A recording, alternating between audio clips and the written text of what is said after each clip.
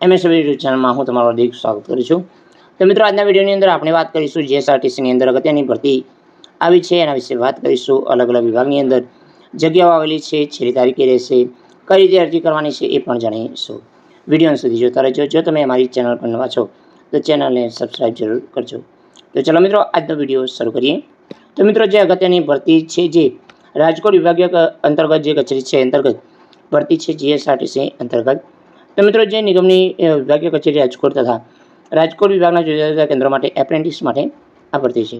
કયા કયા એપ્રેન્ટિસ માટે આ ભરતી છે તો આની અંદર diesel mechanic, motor mechanic, welder છે, ઇલેક્ટ્રિશિયન છે, કૂપા છે, ડિગ્રી મિકેનિકલ એન્જિનિયર ટ્રેડ કરેલું હોય તો મિત્રો આની અંદર ધોરણ 10 પાસ અને આઈટીઆઈ કરી હોય એમના માટે છે। સાથે મિત્રો ધોરણ 12 પાસ અને આઈટીઆઈ કરી હોય એમના માટે છે। તો એનસીવીટી અને જીસીવીટી અંતર્ગત તમારે ફરજિયાત આઈટીઆઈ કરેલી હોવી જોઈએ। તો મિત્રો ડિગ્રીની વાત કરીએ કે ડિગ્રી જે મિકેનિકલ એન્જિનિયર 2020 કે ત્યારબાદ પાસ આઉટ થયેલા હોવા જોઈએ। તો લાયકાત ધરાવતા તમામ ઉમેદવારો એપ્રેન્ટિસ જે તાલીમ તરીકે રોકવામાં આવશે।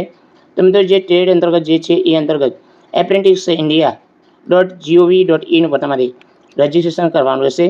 તો મિત્રો આની અંદર આપણે જાણીએ કે જે તમે કચેરી રૂબરૂ જઈને પણ ફોર્મ મેળવી શકો છો અને મિત્રો એ અંતર્ગત તમારે આની અંદર હાર્ડ કોપી પણ રજિસ્ટ્રેશન કરવાની રહેશે।